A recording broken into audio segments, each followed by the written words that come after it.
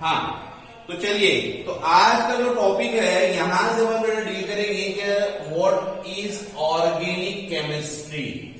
Organic chemistry क्या है? हमने देखा था कि there are so many branches of chemistry. Chemistry की बहुत सारी अलग अलग ब्रांचेस होती है ना। उसमें organic, inorganic, physical, analytical chemistry, biochemistry, nuclear chemistry, thermochemistry वगैरह वगैरह, ये सब के सब अपन ने अलग अलग ब्रांचेस वगैरह देखी थी। ठीक है, हमको जो फर्स्ट डील करना है वो ये देखना है कि ऑर्गेनिक केमिस्ट्री क्या है भाई। नंबर पहले अपने डील की उसको ऑर्गेनिक केमिस्ट्री। तो ऑर्गेनिक केमिस्ट्री की पीछे की थोड़ी हिस्ट्री मैं आपको बताऊंगा। द वर्ड ऑर्गेनिक केमिस्ट्री यानी word organic is given by the Berzelius. जो ये शब्द ऑर्गेनिक है ना, तो ये ऑर्गेनिक जो देने वाला साइंटिस्ट है उस साइंटिस्ट का नाम है बर्जीलियस। याद रखेंगे भाई, कौन है ये? बर्जीलियस। तो बर्जीलियस एक साइंटिस्ट है। बर्जीलियस उस वक्त का एक बहुत बड़ा साइंटिस्ट था। ठीक है, इसका नाम चला करता था। कोई बर्जीलियस की बात को काटता नहीं था, यानी भाई बड़ा है, बड़े ने जो बोल दिया तो उसको मानना होता है कि भाई नहीं यार ये बहुत बड़ा है, इसका बड़ा मर्तबा है, बड़ा पहुंच है इसकी। तो ये बर्जीलियस था। बर्जीलियस ने क्या किया था? तो बर्जीलियस ने बेटा एक थ्योरी दी थी, जिस थ्योरी का नाम है वाइटल फोर्स थ्योरी। इसने एक थ्योरी दी थी, इसका नाम क्या है? Vital force theory. ये इसने थ्योरी दी थी।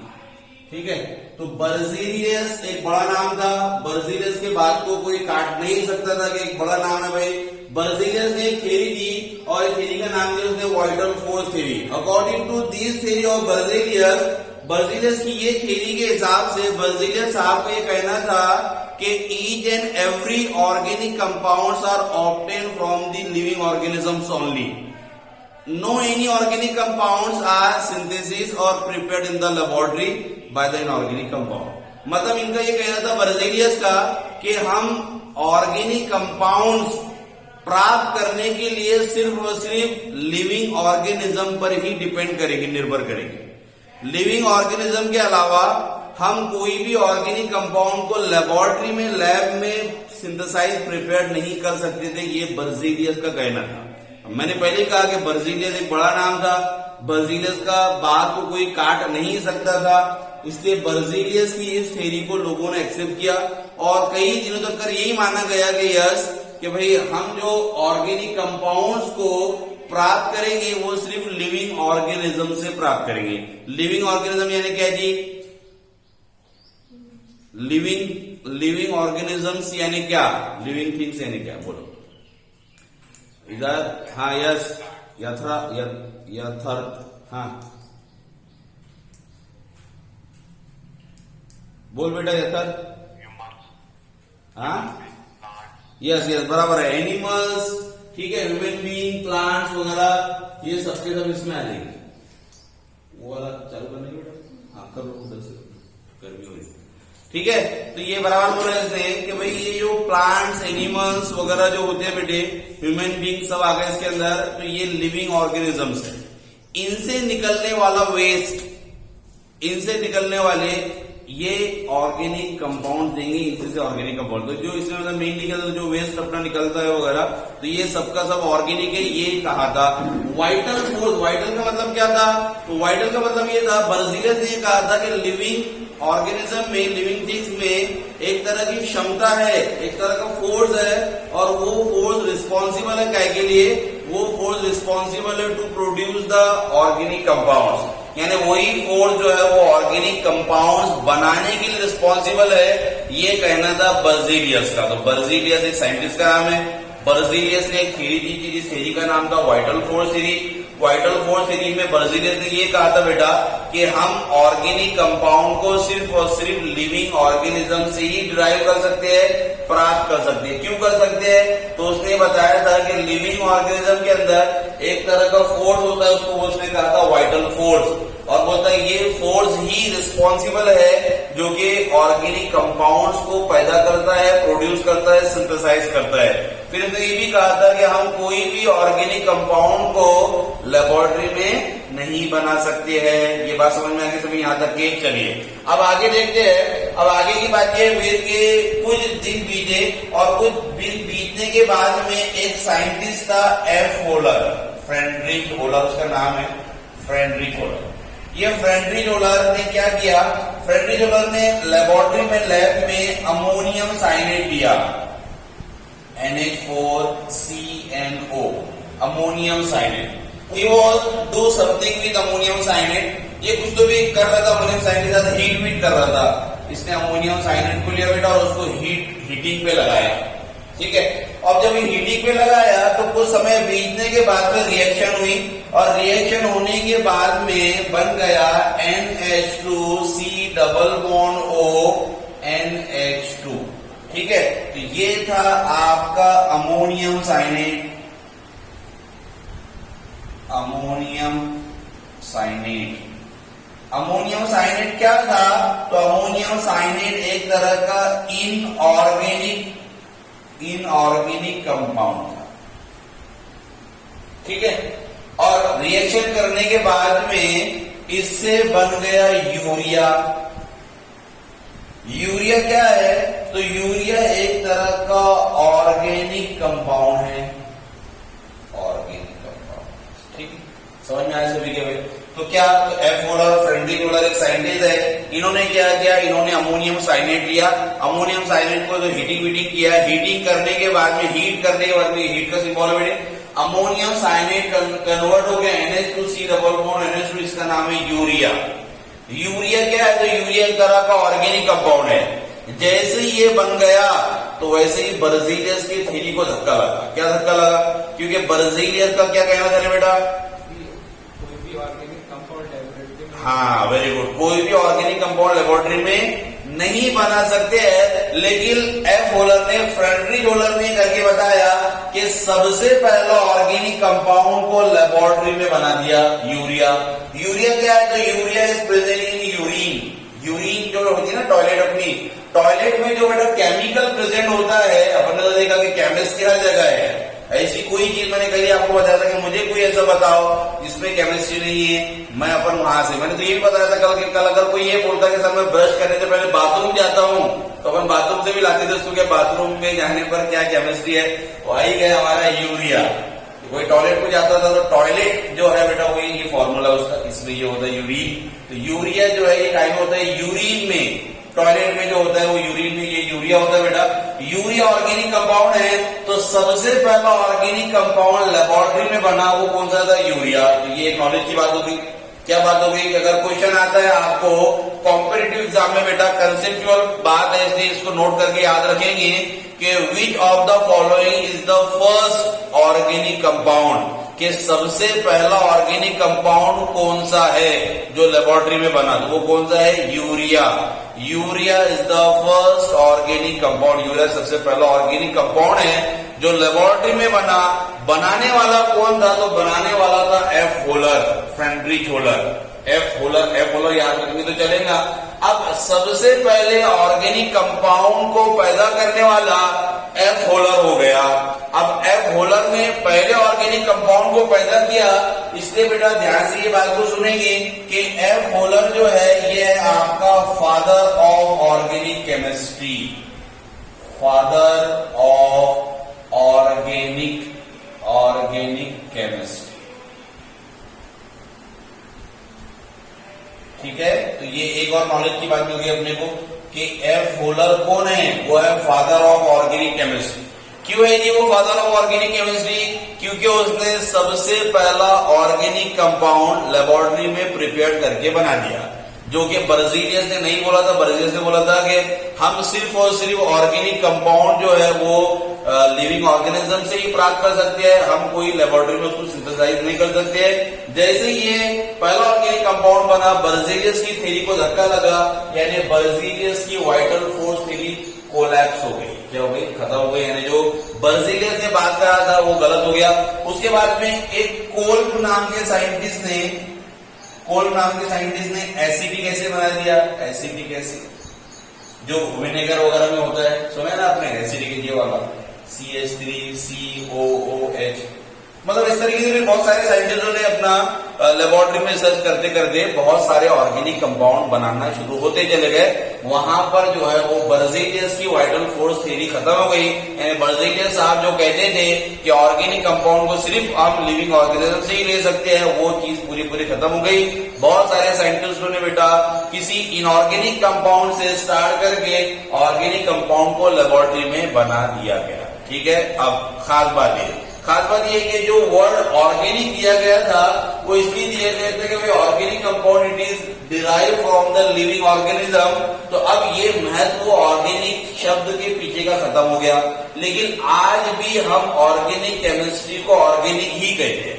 क्यों ऐसा कहते हैं? तो ये एक बड़ा कंसेप्ट है, क्योंकि भाई बर्ज़ेलियस ने जो नाम दिया था अपने को ऑर्गेनिक, वो इसलिए दिया था उसने क्या, जो कंपाउंड हम लिविंग ऑर्गेनिज्म से डिराइव करते हैं उसको ऑर्गेनिक कंपाउंड कहा जाते हैं। बर्ज़ेलियस की थ्योरी यहाँ पर खत्म हो गई, कोलैप्स हो गई। लेकिन आज भी हम शब्द ऑर्गेनिक ही इस्तेमाल करते हैं, ऑर्गेनिक बदला नहीं गया। क्यों नहीं बदला गया? तो बेटा ऑर्गेनिक केमिस्ट्री अगर मैं तुमको बात बताऊं तो organic chemistry is nothing but the chemistry of life. Organic chemistry और कुछ नहीं है बल्कि पूरी हमारी जिंदगी की केमिस्ट्री है। ऑर्गेनिक केमिस्ट्री और कुछ नहीं है बल्कि मैं बोलूंगा कि organic chemistry is the chemistry of life. Chemistry of life, ये लाइफ की केमिस्ट्री है, इसलिए अभी तक करके शब्द ऑर्गेनिक बेटा वो कायम है, यानी उसको खत्म नहीं किया गया। जो आप यहाँ पर चल फिर कर आए हो ना, जो चल कर आए हो, आपने कुछ कार्बोहाइड्रेट्स नाम के कंपाउंड खाए हैं जिसकी वजह से आपको ताकत मिली। जो तुम मुझे देख पा रहे हो तो तुम्हारे आंखों में रेटिना नाम का कंपाउंड है जिससे तुम मुझे देख पा रहे हो। जो तुम मुझे सुन पा रहे हो बेटा उसके लिए भी कुछ ना कुछ ऑर्गेनिक कंपाउंड रिस्पॉन्सिबल है। तुम्हारे जबान के टेस्ट के लिए, तुम्हारी हाथों की ताकत, तुम्हारे दिमागों में जो रिएक्शन चल रही है न्यूरोट्रांसमीटर, वो एक तरह के प्रोटीन्स केमिकल सब्सटेंस होती है। जो खाना हम खाते हैं उसको डाइजेस्ट करने के लिए एंजाइम्स, ये केमिकल सब्सटेंस है बेटा। ये ना जाने मैंने कल ही बताया कि एक वक्त में हमारे बॉडी में 27,000 रिएक्शंस होती है और माइंड में 1 मिलियन रिएक्शन होती है। यानी मैं और आप हम सब चलते फिरते केमिस्ट्री का भंडार है और रिएक्शंस का भंडार है। इसलिए ऑर्गेनिक केमिस्ट्री बेटा हमारी जिंदगी की केमिस्ट्री है। कल ही बताया गया कि प्यार करने में भी केमिस्ट्री है भाई, ऑक्सीटोसिन हार्मोन सीक्रेट होता है। गुस्सा आना, किसी पर नफरत होना, उसमें भी केमिस्ट्री होती है। हर एक चीज, ऐसी कोई चीज नहीं है जिसमें केमिस्ट्री नहीं है। अपने बॉडी की हर एक चीज को आप उठा के देख लो, कुछ भी पूछ लो मेरे से, मैं आपको बताऊंगा कि इसमें क्या केमिस्ट्री है, क्या इसका अंदर जो है कंपाउंड्स है। आप नेट पर सर्च कर लो, कायम में इसमें भी क्या भाई मिर्ची में कौन सा कंपाउंड है, मिर्ची में क्या है, ओनियन में क्या है, पोटैटो में क्या है, जो आप खा रहे हो उसमें आप सर्च कर लो, आपको वहां पर लिख करके आएगा कि इसमें ये होता है, उसमें ये होता है। यानी हर चीज में केमिस्ट्री है। इसलिए आज भी बेटा ऑर्गेनिक शब्द बरकरार है क्योंकि ये हमारे पास में लाइफ की केमिस्ट्री होती है। तो organic chemistry is nothing but the chemistry of life. चलिए अब देखते हैं कि भाई how to define organic chemistry. Organic chemistry को हम कैसे डिफाइन कर सकते हैं, क्या इसकी डेफिनेशन है? तो पहले मैं इसकी जो है बेटा वो एक स्टैंडर्ड डेफिनेशन बताऊंगा जो कि बुक्स की है, लेकिन वो बुक्स की डेफिनेशन कहीं पर फेल हो जाती है, उसके बाद में फिर अपन अपनी अच्छी डेफिनेशन बताएंगे। तो पहले ये स्टैंडर्ड डेफिनेशन, ऑर्गेनिक केमिस्ट्री क्या है? तो organic chemistry is the branch of chemistry, it deals with the study of what? Carbon containing compound, carbon containing compounds. तो आप क्या लिखेंगे? आप इस तरीके से लिखेंगे डेफिनेशन कि organic chemistry is the branch of chemistry, ऐसा लिखे, organic chemistry is the branch of chemistry, it deals with, organic chemistry is the branch of chemistry, it deals with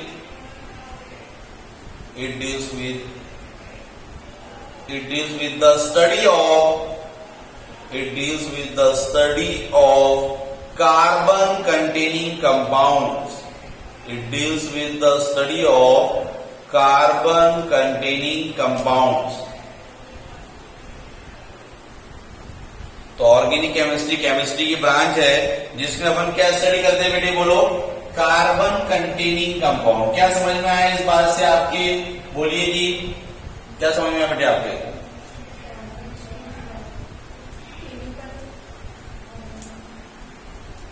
बता देंगे आपको जी। बिटिया, तेरी बहन, तेरे आया कुछ समझ? अच्छा, इधर कौन बताएगा भाई? अपूर्वा, प्रणव, खुशी, राधे।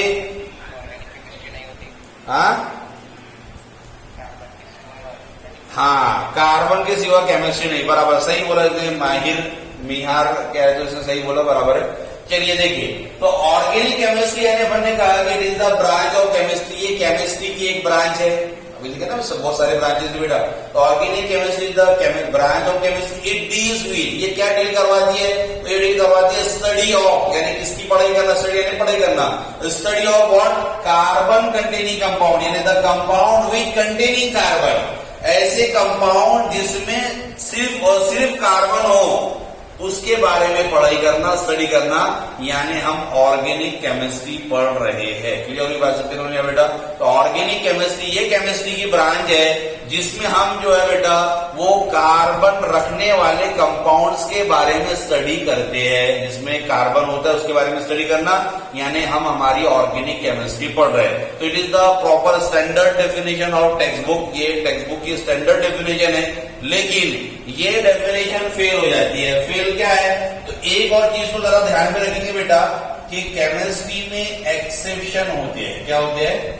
एक्सेप्शन, यानी एक्सेप्शन मतलब इसको छोड़कर, भाई ये है लेकिन यहाँ एक्सेप्शन नहीं है, ये है लेकिन यहाँ एक्सेप्शन नहीं है। तो एक्सेप्शन, जहां केमिस्ट्री वहां एक्सेप्शन है। अब एक्सेप्शन क्या है? तो एक्सेप्शन ये बेटा कि कार्बन कंटेनिंग कंपाउंड में कार्बन मोनोऑक्साइड CO, उसके बाद में CO2 कार्बन डाइऑक्साइड, उसके बाद में Na2CO3 सोडियम कार्बोनेट, उसके बाद में NaHCO3 सोडियम बाइकार्बोनेट, उसके बाद में CN, इसका नाम साइनाइड है, साइनाइड। तो ये सबके सब ऑर्गेनिक कंपाउंड्स नहीं हैं। हालांकि इन सभी में क्या है जी बोलो? और इसमें कार्बन है कि नहीं है?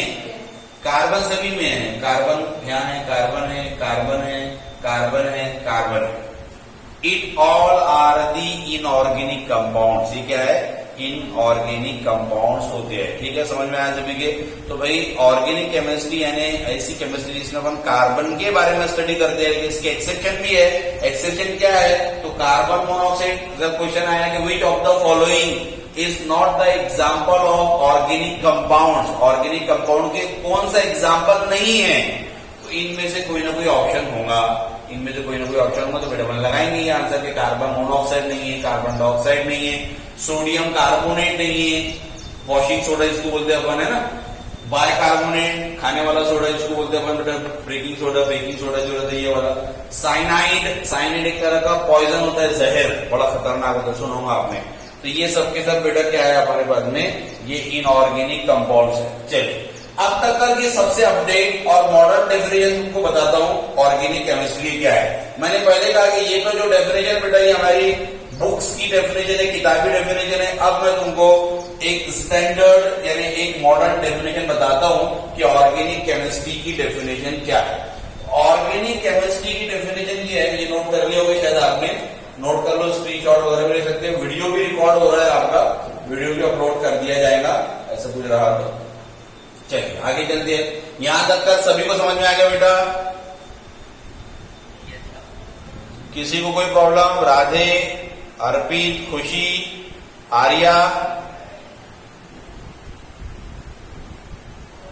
किसी को नहीं है? हाँ बेटे राधे, कार्बाइड्स भी आते हैं, हाँ कार्बाइड्स वगैरह भी आ जाएंगे। कार्बाइड यानी कैल्शियम कार्बाइड, लिख सकते हैं आगे बराबर हो। कार्बाइड्स जो होते हैं कार्बाइड्स, ठीक है, जैसे कैल्शियम कार्बाइड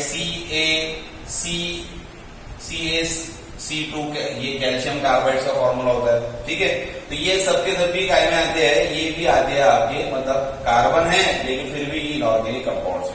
चलिए तो आगे चलते हैं, अब देखते हैं। मैंने कहा कि अभी तक की मॉडर्न डेफिनेशन आपको बताता हूं कि केमिस्ट्री यानी क्या। तो ऑर्गेनिक केमिस्ट्री, तो ऑर्गेनिक केमिस्ट्री को अपन डिफाइन करेंगे कि organic chemistry is the study of hydrocarbons,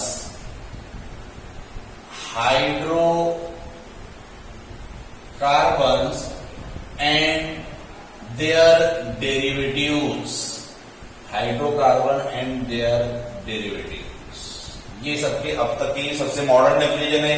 what is organic chemistry? तो अपन बोलेंगे कि it is the branch of chemistry, it deals with the study of what? Study of hydrocarbon and their derivatives. Hydrocarbon and their derivatives, इसको कहा जाता है organic chemistry. Clear है? सभी को समझ में आया बेटे? तो आप प्रॉपर लिखना है तो लिखेंगे, प्रॉपर क्या लिखेंगे? तो it is the branch of chemistry, वही ऊपर वाले जो लिखा के दिया तो बेटा it deals with the study of, study of के बदले बाद में क्या आ जाएगा? Hydrocarbon and their derivatives. Hydrocarbon and their derivatives, तो इसको कहा जाएगा ऑर्गेनिक केमिस्ट्री। अब चलो देखते हैं कि क्या होता है हाइड्रोकार्बन। यस, शब्द जो है बेटा, वर्ड जो है, इसके मीनिंग खुद बताता है। बताओ हाइड्रोकार्बन यानी क्या, समझ में आ रहा आपको? कौन बताएगा? हाँ राधे बोल बेटे।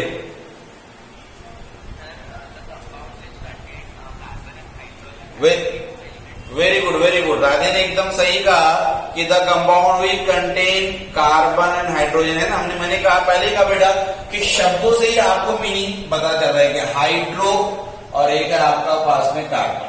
हाइड्रो यानी हाइड्रोजन और कार्बन यानी कार्बन, ठीक है। तो the compound will contain hydrogen and carbon are called as the hydrocarbon. ऐसे कंपाउंड्स जिसमें आपके पास में बेटे हाइड्रोजन हो या फिर कार्बन भी हो, ये दोनों भी, ऐसे कंपाउंड को हाइड्रोकार्बन्स कहा जाता है, ठीक है। डेरिवेटिव्स का क्या मतलब होता है? डेरिवेटिव्स, डेरिवेटिव्स शब्द का मीनिंग किसी को पता है क्या? डिराइव करना है, किसी को पता है डेरिवेटिव्स का मतलब? नहीं, चलो मैं बताता हूं। डेरिवेटिव्स का मतलब होता है बेटा प्राप्त करना, हासिल करना, ये डेरिवेटिव्स का मतलब है। मीनिंग वगैरह में साथ साथ में लिखते चला करें ताकि अपने को बाद में जब हम पढ़ते बैठे तो अपने को पता चले कि डेरिवेटिव्स का मतलब होता है प्राप्त करना, यानी हाइड्रोकार्बन से प्राप्त करना, हाइड्रोकार्बन से हासिल करना या ऑब्टेन करना, ठीक है। तो अलग अलग मैंने मीनिंग आपको बताया। डेरिवेटिव्स का मतलब होता है प्राप्त करना, हासिल करना या फिर ऑब्टेन करना, तो ये मीनिंग है डेरिवेटिव्स का। अब हाइड्रोकार्बन की पहले बात करते हैं अपन के हाइड्रोकार्बन्स यानी क्या। जैसे फॉर एग्जांपल ले लो बेटा मैं CH4 मीथेन, क्या ये एक हाइड्रोकार्बन है? क्यों है ये हाइड्रोकार्बन बेटे? यस, वेरी गुड, क्योंकि इसमें कार्बन और हाइड्रोजन है तो ये हाइड्रोकार्बन हो गया। अब इससे डिराइव किया हुआ, अब मैं क्या करूंगा? अब मैं बेटे यहां से -H कर दूंगा और +OH कर दूंगा। अगर मैंने यहां से H निकाल लिया तो क्या बन गया जी? CH3 बन जाएगा ना बेटे। और वहां पर क्या लगा दिया मैंने? OH, तो OH अल्कोहल बन गया, यानी बन गया मिथिल अल्कोहल। तो ये होता है हाइड्रोकार्बन और उसका डेरिवेटिव्स, यानी हाइड्रोकार्बन से डिराइव किया ना मैंने इसको, हाइड्रोकार्बन से हमने इसको प्राप्त किया, इसलिए इसको बोला जाता है डेरिवेटिव्स। क्लियर हो? ऐसे रिएक्शन नहीं होती है, हमने सिर्फ लेकर के बताया। रिएक्शन का तरीका अलग होगा, पढ़ेंगे रिएक्शन कैसी है। मैंने सिर्फ आपको भी एग्जांपल समझाने के लिए बताया। जैसे अगर मैं ले लू C2H6 और यहां से अगेंस्ट -H करूं, प्लस कर दो बेटा Cl, तो अब बोलो क्या बन जाएगा? C2H5 हो जाएगा। भाई एक हाइड्रोजन कम हो गया तो C2 तो बराबर H कम हो गया, एक क्या लगाना है वहां पर? Cl लगाना है, इथिल क्लोराइड बन जाएगा, इथिल क्लोराइड, वो मिथिल अल्कोहल बन गया, इथिल क्लोराइड बन गया। आए बात समझ में? तो ऐसे बहुत सारे, यानी कुछ भी अपन भाई हाइड्रोकार्बन से H को रिप्लेस करो, उसकी जगह पर कोई नया ग्रुप ऐड कर दो, उसको बोला जाएगा डेरिवेटिव्स। तो अपन ने वही लिखा कि ऑर्गेनिक केमिस्ट्री क्या है? तो हाइड्रोकार्बन एंड देयर डेरिवेटिव्स। क्या हाइड्रोकार्बन और उससे प्राप्त होने वाले, उससे डिराइव होने वाले जितने भी कंपाउंड्स होंगे वो सबके सब कंपाउंड्स क्या में आएंगे? आपके ऑर्गेनिक्स में आएंगे। सबका क्लियर हुआ? क्लियर है बेटा यहाँ तक की बात? चलिए अब देखते हैं अपन के hydrocarbons are classified into 2 types mainly. Hydrocarbon को अपन 2 तरीके से क्लासिफाइड करते हैं, ये मैं मिटाता हूं, ठीक है। इसको अगर लिखना है तो लिख लेंगे कि भाई हाइड्रोकार्बन उसके डेरिवेटिव्स क्या है। ये हाइड्रोकार्बन बेटा, ये उसका डेरिवेटिव जिसका नाम मिथिल अल्कोहल हो जाएगा, मिथेनॉल। ये हाइड्रोकार्बन जिसका नाम इथेन था, ये हो जाएगा इथिल क्लोराइड। नाम कैसे दिए जाते हैं, नॉमेनक्लेचर अपन पढ़ने वाले डिटेल में अपन पढ़ेंगे, ठीक है। तो चलिए अभी आ रहा है अपन यहाँ पर हाइड्रोकार्बन यानी क्या। सॉरी हाइड्रोकार्बन को क्लासिफाइड किया जाएगा।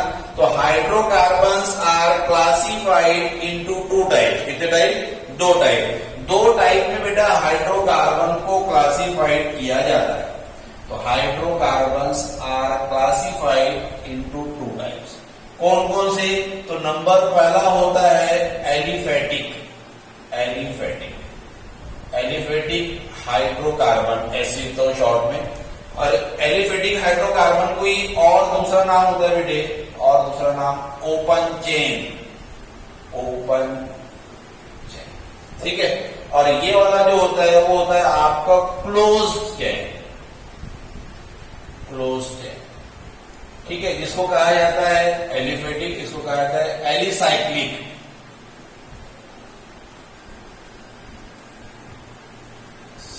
Cyclic hydrocarbon.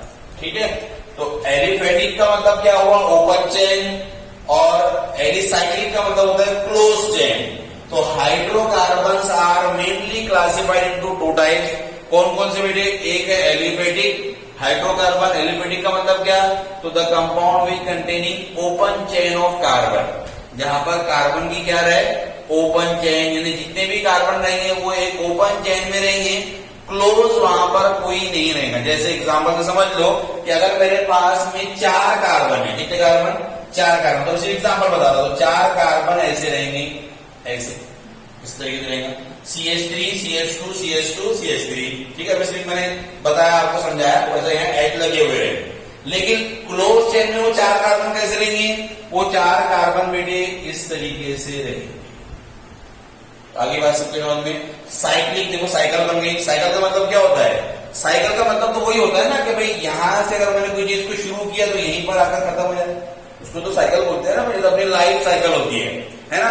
10 वगैरह में शायद होगा भी आपको लाइफ साइकिल वगैरह के बारे में देखता है अपने को कि भाई वो ग्रास होती है, ग्रास को रैबिट वगैरह खाता है, उसको स्नेक खा लेता है, उसको ईगल खा लेता है, फिर शेर वगैरह, वो पूरा फिर वापस मर करके हमको फिर मिट्टी में, डायलॉग भी होते हैं मिट्टी से बने हैं मिट्टी में मिल जाना है ना। तो वो साइकिल है, एक जगह से शुरू हो वापस वहीं पर आए, तो यही साइकिल है इस तरीके से। तो समझ में आ गया दोनों कंपाउंड, एलिफेटिक और एलिसाइक्लिक। एलिफेटिक यानी ओपन चेन और एलिसाइक्लिक यानी क्लोज्ड चेन। क्लियर है? यहां तक के सभी को क्लियर हो गया होगा। चलिए अब देखते हैं अपन, इसको बाद में देखेंगे, पहले ये देखते हैं अपन एलिफेटिक हाइड्रोकार्बन यानी क्या। तो उसको बता दिया अपन ने कि उसका मतलब होता है बेटा ओपन चेन हाइड्रोकार्बन। अब ये जो एलिफेटिक हाइड्रोकार्बन है ना, are further classified into two types. इसको फिर से अपन दो टाइप में, दो तरीके से क्लासिफाइड करेंगे। देखो जरा ध्यान से। Number first one is the saturated hydrocarbon. Another one is the, बोलो, very good, unsaturated hydrocarbon. Saturated hydrocarbon, unsaturated hydrocarbon. मैंने कल ही बताया था कि थोड़ा सा पढ़कर बैठना ताकि आपका कनेक्शन लिंक लगेगा, आपको बराबर अच्छे से अंडरस्टैंड होगा। तो चलिए कौन बताएगा कि सैचुरेटेड और अनसैचुरेटेड का मतलब? सैचुरेटेड अनसैचुरेटेड का मतलब कौन बताएगा इधर? यस, ऑनलाइन में जल्दी से। राधे, सिद्धि बताएंगे। राधे तो आंसर देता ही है। सिद्धि, जोर से सिद्धि।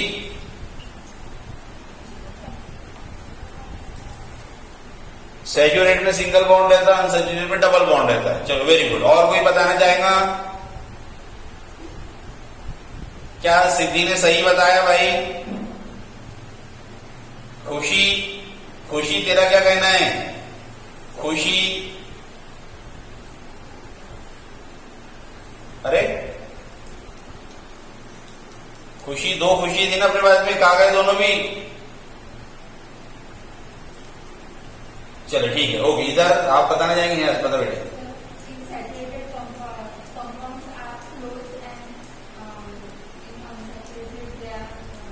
अनक्लोज, नहीं ऐसा नहीं। तेरा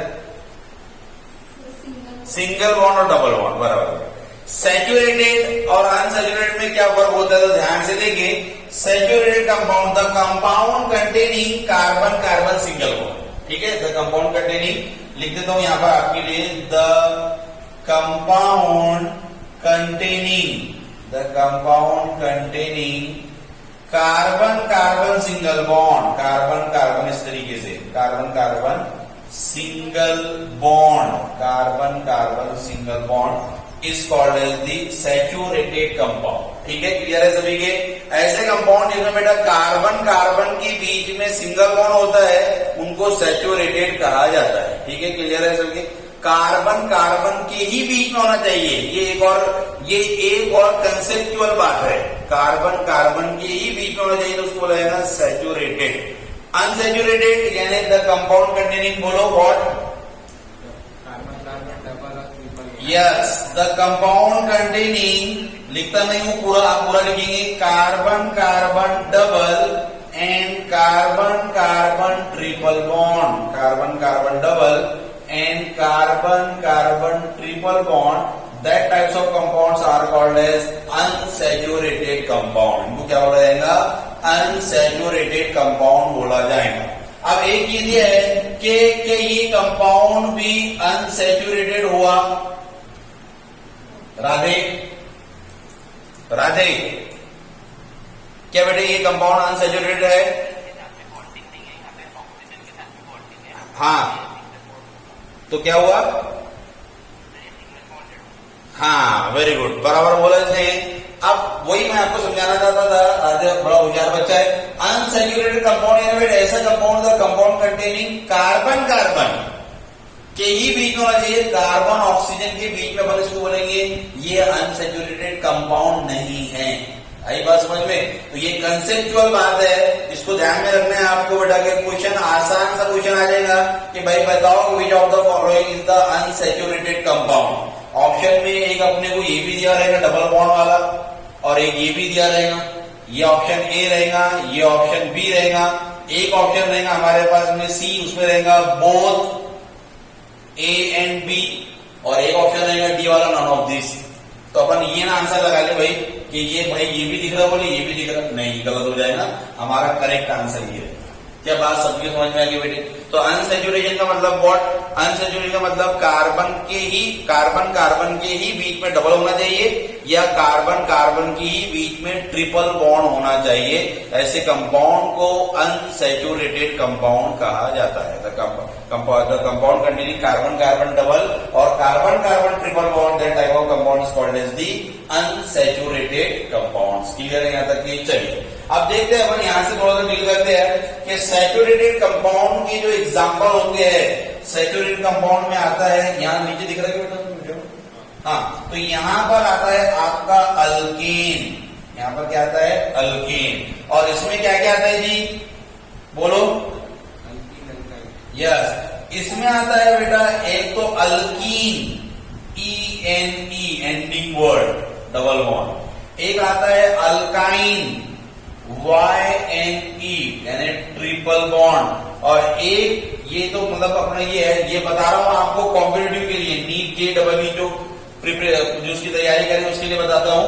एक और अपन पढ़ेंगे बेटा, वो होगा अल्कीन आइन, यानी जिसमें साथ में ही एक ही कंपाउंड में डबल बॉन्ड भी रहेगा और उसी कंपाउंड में ट्रिपल बॉन्ड भी रहेगा।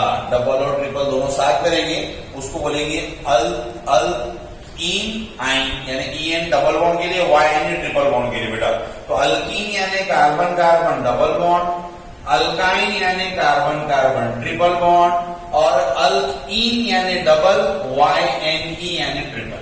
ठीक है, तो ये हो गया आपका सैचुरेटेड में आता है अल्केन, अनसैचुरेटेड में आता है अल्कीन, अल्काइन और अल्कीन आइन, YNE वगैरह। ठीक है, तो ये हो गया आपका भाई इसका इंट्रोडक्टरी पार्ट थोड़ा सा कि hydrocarbon are classified into two type, aliphatic और एलिसाइक्लिक। एलिसाइक्लिक को भी छोड़ा अपन ने, उसको डील बाद में करेंगे। एलिफेटिक में देखा, एलिफेटिक यानी open chain, aliphatic classified into saturated, unsaturated. Saturation का मतलब बताया कि the compound containing carbon carbon single bond, ऐसे कंपाउंड जिसमें कार्बन कार्बन के बीच में सिंगल बॉन्ड हो उसको कहा जाता है सैचुरेटेड। अनसैचुरेटेड जिसमें डबल और ट्रिपल बॉन्ड हो।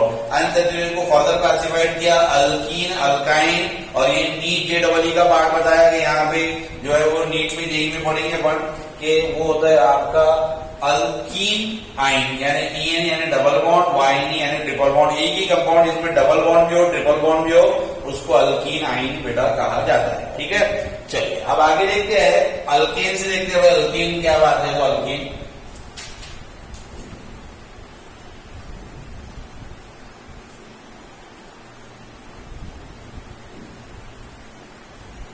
हाँ, तो अल्केन ये क्या होता है? अल्केन, तो अल्कीन को अगर मैं डिफाइन करूं तो अल्कीन क्या है? तो अल्कीन एक तरह का बेटा सैचुरेटेड, कैसे लिखता हूं, alkene is the aliphatic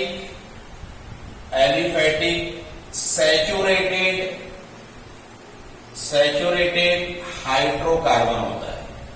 hydrocarbon, समझ में डिफरेंस सभी की? अल्कीन क्या है? अल्केन एक तरह का एलिफेटिक यानी ओपन चेन वाला, सैचुरेटेड यानी कार्बन कार्बन सिंगल बॉन्ड वाला, हाइड्रोकार्बन यानी जिसमें हाइड्रोजन और कार्बन हो उसको कहा जाता है अल्केन। तो what is alkane? Alkane is the aliphatic saturated hydrocarbon containing what, बोलो, containing carbon carbon, how many bond? Yes, containing carbon carbon single bond, ऐसा लिख देता हूं, containing carbon carbon single bond. अगली बात यह है कि द जनरल फॉर्मूला ऑफ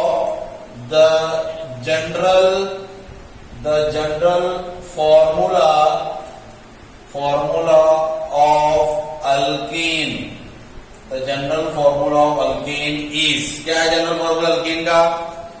है किसी भी याद? हाँ, चलो बहुत सारे बच्चों का एकदम से आंसर आया, very good. General formula alkane का है CnH2n+2, ये है जनरल फॉर्मूला ऑफ अल्केन। तो ये फॉर्मूला सभी को याद ही होना चाहिए। ठीक है, सीधा क्वेश्चन एमसीक्यूज में जनरल फॉर्मूले पे भी आ जाता है आपको। Cn और वैसा भी बड़ा महत्वपूर्ण है, अपने को इसका इस्तेमाल करना है। तो क्या हुआ डेफिनेशन? तो अल्केन इज द एलिफेटिक यानी बेटा ओपन चेन, सैचुरेटेड यानी सिंगल बॉन्ड वाला, हाइड्रोकार्बन जिसमें हाइड्रोजन कार्बन होंगे, कंटेनिंग कार्बन कार्बन के बीच में सिंगल बॉन्ड होगा। The general formula of alkane is CnH2n+2। Alkane का जो जनरल फॉर्मूला होता है वो CnH2n+2 होता है। With the help of this formula we can find out या calculate the number of hydrogen atom attach to carbon, कि कार्बन से कितने हाइड्रोजन एटम जुड़े हैं वो इस फॉर्मूले से अपन मालूम कर सकते हैं। तो चलिए थोड़ा सा इस फॉर्मूले के बारे में बात करते हैं। कि यहाँ पर ये जो n होता है, n, वो n यानी क्या होता है? किसी को पता है क्या? नंबर ऑफ कार्बन, ये कार्बन का नंबर होता है। ठीक है, यहाँ पर 2 और n के बीच में इंटू मल्टीप्लिकेशन है। ठीक है, अगर मैं भाई ये बोलूं कि अगर मैं ये लेके चलूं कि if n is equal to 1, अगर मैंने n की वैल्यू 1 पुटअप की, तो ये फॉर्मूले वैल्यू रखकर कौन सॉल्व करके बता सकता है क्या कोई? सिद्धि है, यस, सिद्धि जोर से बोल रहा था, कौन बताएगा? हाँ बोल सिद्धि जोर से। CH4 में मुझे सॉल्व करके बताना। CH4 सही आंसर है। चलो मैं बताता हूं, एक आपको जरा देखे ध्यान से। अब अगर मुझे ये फॉर्मूले के हिसाब से वैल्यू पुटअप करनी है तो मैं लूंगा यहाँ पर Cn की जगह पर कितना रखू? 1। ठीक है, फिर यहाँ पर रहेगा H2 इंटू कितना करूं? 1, क्योंकि जो वैल्यू n की बेटा आपने यहाँ रखी है वही वैल्यू यहाँ पर भी रखनी है। तो n की जगह पर रखूं मैं यहाँ पर 1 प्लस कितना करूं? 2। तो 2 1 का कितना होता है? 2 प्लस 2 करेंगे तो कितना? 4। यानी अगर मेरे पास में C1 है, एक कार्बन है, तो H कितना आएगा? 4। ये हो गया CH4। सभी के समझ में आ गया भाई? सबके समझ में आ गया बेटा? CH4 इसका नाम क्या है बोले? मीथेन। मीथेन, एक कार्बन वाले अल्केन को मीथेन कहा जाता है। ठीक है, चलिए अगर मेरे पास में if n is equal to 2, अगर मेरे पास में n2 है तो कौन बताएंगे इसका आंसर? आप दोनों में बोर्ड पर आके करके। नहीं, एक मिनट, चल तू आजा, डरना क्या है उसमें? चल आजा, यूट्यूब पर आ जाएंगे तू भी। चल चल आ जा। हाँ, C2H6, चल आगे बता दे बेटा। Very good. चलो ये तुम्हारी में से एक बच्ची ऑफलाइन आई हुई है, वो करके बताएंगे अपने को किस तरीके से सॉल्व करेंगे, ऐसे वैल्यू पुटअप कर रही है। थोड़ा अच्छे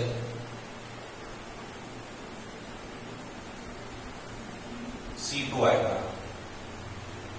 C2H 2 into 2 very good plus 2 C2 H कितना है 4 plus 2 C2 6 वेरी गुड बहुत अच्छे। चलिए बड़ा सही किया इसने। क्या नाम है तेरा बेटे? श्यामल। श्यामल ने करके बताया अपने को, वेरी गुड बहुत अच्छा Shyamal. C2H6 it is the correct answer के बराबर फॉर्मूले में वैल्यू पुटअप करे और वॉल्यूम पुटअप कर करके इसने करके बताए कि किस तरीके से बेटा हमारा N2 आने पर अपन कैलकुलेट कर सकते हैं कि अगर कार्बन 2 है तो उसको कितने हाइड्रोजन लगे रहेंगे, तो 6 C2H6 हो गया। क्या नाम आ गया और C2H6 का बोलिए? इथेन। C2H6 का नाम क्या आ गया? इथेन। तो इस तरीके से बेटा अपन C3 का भी कर सकते हैं, C4 का भी कर सकते हैं, C5 का भी कर सकते हैं, ऐसा आप कर सकते हैं। तो C10 तक कर आपको करना है। अगर अगली क्लास अपनी हुई, अगली क्लास में हम सब मिलेंगे तो मैं वहां पर आपसे पूछूंगा कि भाई बताइए इनके नाम वगैरह क्या है। तो C1 से मिथेन, C2 वाला इथेन, C3 वाला प्रोपेन, शायद आपको याद ही होंगे ना, 10 तक का था ये। तो C10 तक का अपने को याद करना है। तो C11 से लेकर 20 तक का मैं और आपको बताऊंगा जो आपको आगे काम में आएगा नीट जेई वगैरह लेवल पर। 10 तक का सफिशिएंट है, 10 तक का जो है आपको इसमें भी आ जाता है स्टेट बोर्ड लेवल पर, ठीक है। तो ये होता है। अब ये जो फॉर्मूले हमने ड्राइव किए ना, देखिए जरा ध्यान से, CH4 किया, उसके बाद में C2H6 कर लेंगे, अगर C3 रहा तो C3H8 हो जाएगा, C4 रहा तो यहाँ पर C4H10 हो जाएगा। ठीक है बेटे, इनके नाम लिख देता हूं। इसका नाम है आपका मीथेन, हाँ इसका नाम क्या है जी? इथेन। इसका नाम क्या है? प्रोपेन। और इसका नाम क्या है? ब्यूटेन। वेरी गुड, ठीक है बेटा। उसके बाद में पेंटेन होता है, हेक्सेन वगैरह होता है, ये सबके सब है, ठीक है। अब देखो ऑर्गेनिक केमिस्ट्री जो है ना, उसको अपने को प्रैक्टिस करना पड़ता है। क्या करना पड़ता है? प्रैक्टिस, यानी फॉर्मूले वगैरह की लिख करके प्रैक्टिस वगैरह करना पड़ता है। इसलिए ऑर्गेनिक केमिस्ट्री पे एक शेर है, शायरी चलती रही, मैंने कल ही कहा था आपको। शायरी है ऑर्गेनिक केमिस्ट्री की बेटा कि ऑर्गेनिक केमिस्ट्री बड़ी बेवफा। ऑर्गेनिक केमिस्ट्री कैसी है? बड़ी बेवफा। ऑर्गेनिक केमिस्ट्री बड़ी बेवफा, रात में पड़ी दिन को सफा। ऐसा है, ऑर्गेनिक केमिस्ट्री बड़ी बेवफा है, रात को आप पढ़ेंगे दिन को साफ हो जाएगी। इसलिए इसके लिए प्रैक्टिस लगती है। क्या लगती है? प्रैक्टिस। लगता तो इजी है कि चलो जब जाए करके, नहीं भाई प्रैक्टिस करनी पड़ती है। अब मुझे बताना ये था कि ये सबके सब क्या है, तो ये सबके सबको बोला जाता है बेटा मॉलिक्यूलर फॉर्मूला। कौन सा formula? Molecular formula. Molecular formula. भाई what is molecular formula? Molecular formula क्या है? सीधा 11th में आपको डेफिनेशन आएंगे इसकी कि डिफाइन मॉलिक्यूलर फॉर्मूला, आएंगे ही आएंगे एग्जाम में। और राइट डाउन देयर एग्जाम्पल, ये मॉलिक्यूलर फॉर्मूला का डेफिनेशन लिखो, उसकी एग्जाम्पल दो। मॉलिक्यूलर फॉर्मूला क्या है? तो हम बोलेंगे द फॉर्मूला, लिख देता हूं यहां पर कि द फॉर्मूला, फिर समझाता हूं, the formula which represent, the formula which represent the number of atoms present in the molecule is called as molecular formula। ठीक है, the formula, थोड़ा साइड में हट गया, the formula which represent the number of atoms present in the molecule is called as the molecular formula। ऐसा फॉर्मूला जो number of atoms को बताता है बेटा मॉलिक्यूल्स के अंदर के, उसको कहा जाता है मॉलिक्यूलर फॉर्मूला। क्लियर है क्या? सबकी समझ में आया? एग्जाम्पल से और अच्छे से समझ में आएगा आपके। जैसा अगर मेरी बॉडी, ये मेरी बॉडी आपके सामने अगर एक मॉलिक्यूल है, क्या है? एक तरह का मॉलिक्यूल्स है, तो ये मॉलिक्यूल्स में नंबर ऑफ एटम्स, यानी मेरी बॉडी किन किन चीजों से मिलकर बनी है? तो आप बोलेंगे सर आपके पास में 2 हाथ है, 2 आंख है, 1 नाक है, 2 कान है, माउथ है, टीथ है, पैर है वगैरह है। ये सबके सब क्या है? एटम्स है। ये एटम से मिलकर बॉडी बन गई। ऑर्गन है नहीं, ऑर्गन से मिलकर बॉडी बन गई। जैसा और एग्जाम्पल से समझाता हूं आपको, जैसा क्लास, ये क्लास हो, क्लास अगर मैं बोल दूं कि क्लास रूम हमारा मॉलिक्यूल्स है, क्या है? मॉलिक्यूल। तो ये मॉलिक्यूल किन से मिलकर बनता है? क्लास किन से मिलकर बनती है? बोलो, स्टूडेंट से। Very good. तो स्टूडेंट क्या हो गए? एटम्स हो गए। आई बात सबके। नंबर ऑफ एटम, भाई किसी क्लास में 10 बच्चे हैं तो मालूम नंबर ऑफ एटम्स 10 है। यहाँ 20 है, 30 है, वगैरह वगैरह, इस तरीके से बोलूंगा। क्लियर है? वैसे ही अगर मैं यहाँ एग्जांपल लूं तो एग्जांपल क्या आएगा, तो एग्जांपल में आया मेरे पास में मीथेन CH4। अब मैं पूछता हूं क्वेश्चन आपसे कि how many numbers of atoms present in a methane. Methane में कितने नंबर ऑफ एटम्स है। मीथेन ये मॉलिक्यूलर फॉर्मूला हो गया। अब ये मॉलिक्यूलर फॉर्मूले से आपको बताना है कि कितने नंबर ऑफ एटम प्रेजेंट है। यस बताओ सिद्धि। हाँ 2। अच्छा 2 तूने बेटा नेचर ऑफ एटम्स बताइए कि भाई क्लास में कौन कौन से नेचर के बच्चे। आप बोलेंगे एक लड़की एक लड़का है, एक लड़कियों की कैटेगरी है और एक लड़कों की कैटेगरी, ये 2 हुए। टोटल कितने हैं तो आप गिन के बताएंगे कि सर टोटल जो है मेरे पास में 5 है। 5 में से मैं बोलूंगा भाई, तो आप बोलेंगे सर 4 लड़कियां है 1 लड़का है, ऐसे मिला के टोटल 5। समझ में आया? तो नेचर सिद्धि जो तूने बताई ना बेटा, वो इससे तूने नेचर बताई कि नेचर में 2 एटम्स है। कौन कौन से? कार्बन हाइड्रोजन, ये 2 नेचर के हुए ना। लेकिन टोटल कितने अपने पास में? 5। टोटल कितने हैं? 5। तो अपन लिखेंगे इस बात को कि इन CH4 molecule there are 5 atoms are present। CH4 में कितने एटम्स हमारे पास में? 5। Out of 5 1 is carbon and 4 are hydrogen. तो ये बात को आप लिखेंगे कि हमारे पास में मीथेन में टोटल नंबर ऑफ एटम्स कितने होते हैं? वो 5। फन लिखेंगे फिर आगे out of 5 1 is carbon and 4 are hydrogen. ठीक है, ये हो गया आपका 2 मार्क्स के लिए तैयार। डेफिनेशन लिखो, एग्जाम्पल लिख दो, 2 मार्क्स मिलते हैं। क्लियर है? सभी को समझ में आया? जैसे मैं अगला क्वेश्चन पूछना चाहूंगा C2H6 में बताइए कितने नंबर ऑफ एटम्स है, कैसे कैसे है, कौन बताएगा? 8 है। वही निखिल, आर्या, सिद्धि, आयशा, बहुत सारे बच्चे बता रहे। आयशा बता बेटा, आयशा 8 है। Very good. अब अगर मैं पूछूं कि चलो 8 है, आउट ऑफ 8 कितने कितने हैं, कौन बताएगा? वैदई बता, वैदई।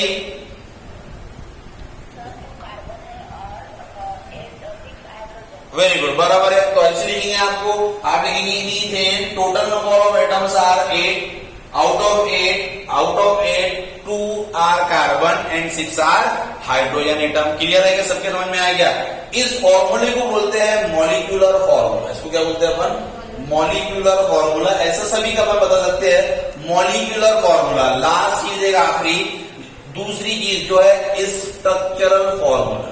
अब हमको इस बात से ये पता चल गया कि कितने नंबर ऑफ एटम्स है, कैसे अरेंज है, ये पता चला गया। क्लास में किसी ने बोल दिया कि सर 20 बच्चे हैं, चलो ठीक है, ये पता चल गया हमको कि नंबर ऑफ एटम 20 बच्चे पता चल गए। इनकी अरेंजमेंट कैसी है ये पता चला गया। कौन कैसा बैठा हुआ है भाई, क्या एक दूसरे के आंख पर बैठे हैं या कोई किधर क्या बैठा है, ये हमको अरेंजमेंट पता नहीं चली। अरेंजमेंट मालूम करने के लिए हमको देखना पड़ता है स्ट्रक्चरल फॉर्मूला। कौन सा फॉर्मूला?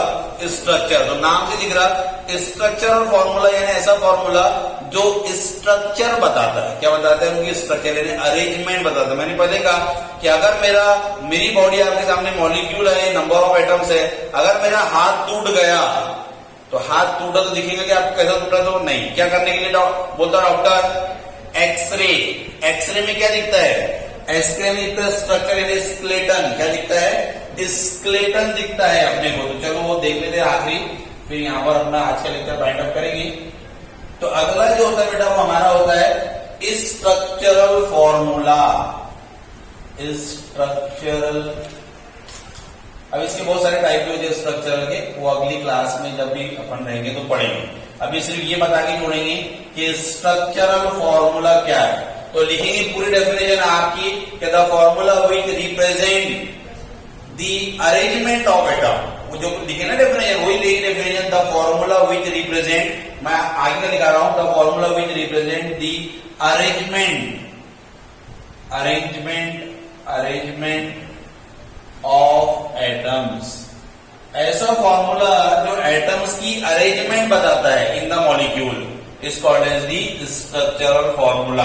आप प्रॉपर लिख लेना कि the formula which represent the arrangement of atoms in the molecule is called as the structural formula. इसको स्ट्रक्चरल फॉर्मूला बोला जाता है। ऐसा फॉर्मूला जो अरेंजमेंट को रिप्रेजेंट करता है। क्या को रिप्रेजेंट करता है? अरेंजमेंट को। जैसे फॉर एग्जांपल अभी हमने लिया था कि मीथेन, मेरे पास में मीथेन ये CH4 है।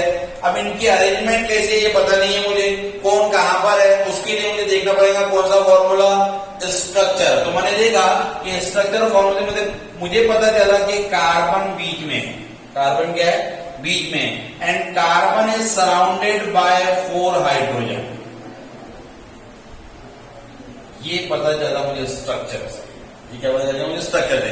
मॉलिक्यूल से तो ये पता चला था कि भाई 4-5 एटम है, उनकी अरेंजमेंट कैसी है, तो उसकी अरेंजमेंट ऐसी है कि 1 carbon is bounded with 4 hydrogen with the help of single covalent bond.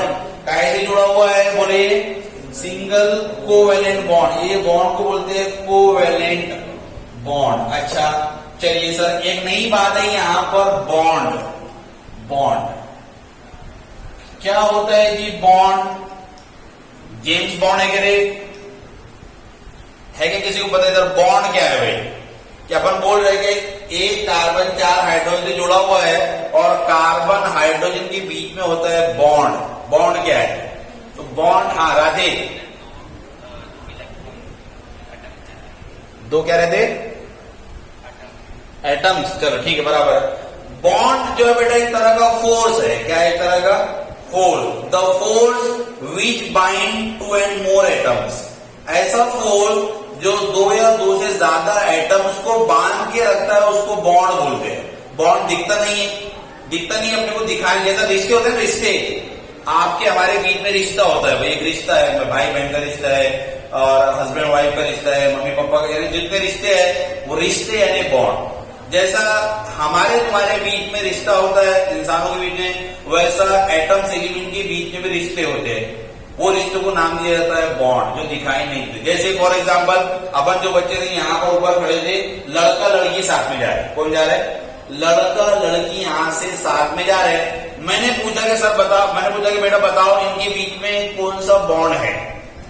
तो 2 व्यू आएंगे, लड़कों की तरफ से एक अलग व्यू आएगा, लड़कियों की तरफ से एक अलग व्यू आएगा। लड़कियां बेचारी सीधी सादी भोली बारी अबला नारी, लड़कियां बोलेंगी कि सर इनके बीच में भाई बहन का रिश्ता होगा। क्या होगा? भाई बहन वाला। लेकिन लड़के थोड़े से बस्तर रहते हैं तो लड़के बोलेंगे नहीं सर लफड़ा है, लफड़ा। क्या है इनके बीच में? लफड़ा है। लेकिन एक बात तो तय है कि कोई ना कोई बॉन्ड इनके बीच में है, तभी तो कोई लड़की लड़की के साथ जा रही है ना भाई। अदरवाइज अगर कोई अकेली लड़की जा रही, मैंने इसको बोला बेटे को, ले बेटा मेरी गाड़ी की चाबी ले और लड़की को ले जाके घर पे छोड़ दे। ये गया कीक मार के बाल वाल यूं किया और जाकर बोला चल मेरी गाड़ी पे बैठ जा। बैठेंगी क्या? नहीं, बल्कि जब ये वापस आएगा तो गाल को भी हाथ लगाएगा। अरे भाई क्यों नहीं, क्या हुआ? तो गाल में बोले दर्द, दाढ़ में दर्द हो रहा है। दाढ़ में दर्द नहीं हो रहा, तुझे एक पड़ी है। क्योंकि रिश्ता नहीं है तो लड़की लड़के के साथ में जाएंगी। कोई ना कोई रिश्ता होता है बेटा जो दिखाई नहीं देता है, लेकिन कोई तो भी रिश्ता है, जब भी तो वो लड़की लड़के के साथ में जा रही है, उसी रिश्ते को बॉन्ड कहा जाता है। अब जाकर के पूछेंगे तो पता चलेंगे, वो बताएंगे कि भाई मेरा ये है, मेरा वो है, लेकिन कुछ तो भी रिश्ता है। ठीक है, तो जैसे हम लोगों के बीच में रिश्ते होते हैं, वैसा बेटा एटम्स एलिमेंट के बीच में भी क्या होते हैं? रिश्ते होते हैं। इसी रिश्ते का नाम होता है बॉन्ड। जैसा रिश्तों के हमारे यहाँ टाइप्स होते हैं, टाइप्स है ना अपने भाई, ये मेरी बहन है, बहन का रिश्ता, ये मेरी गर्लफ्रेंड है, ये अलग रिश्ता, ये मेरी वाइफ है, ये अलग रिश्ता, ये मेरी और बुआ है, ये अलग रिश्ता। तो जैसे हमारे रिश्तों के अलग अलग टाइप्स होते हैं बेटा, वैसा बॉन्ड के भी टाइप है। Covalent bond, ionic bond, coordinate bond, sigma bond, fire bond, ये सबके सब अपन डिटेल में पढ़ाएंगे आपको। ठीक है, चलिए तो यहाँ आखिरी अपन रुकते हैं। तो समझ में आने से देखो, स्ट्रक्चर फॉर्मूला या ऐसा फॉर्मूला जो अरेंजमेंट बताता है, ये हमको पता चल गया कि एक कार्बन 4 लोगों से बॉन्ड बनाता है, ये इसकी अरेंजमेंट होगी। ठीक है, आई होप कि यहाँ तक कर आपको सब कुछ समझ में आ गया होगा, क्लियर हो गया होगा। कोई भी डाउट डिफिकल्टी हो तो बेटा आप मुझसे पूछ सकते हैं। वीडियो भी अपलोड कर दिया जाएगा, वो देखिए, शेयर करें आपको दोस्तों को। अगली क्लास में अगर रहा आपसे फिर मुलाकात होगी, इसके आगे का और डील करेंगे। स्ट्रक्चर फॉर्मूले के अलग अलग और बहुत सारे टाइप्स है, नीट जेईई लेवल से तुमको लेकर जाऊंगा, कंसेप्चुअल पढ़ूंगा एक एक चीज इन डिटेल में। चलिए मिलते हैं फिर अगली क्लास में। चलिए ओके बेटा, बाय बाय बेटे, बाय बाय बेटे, बाय।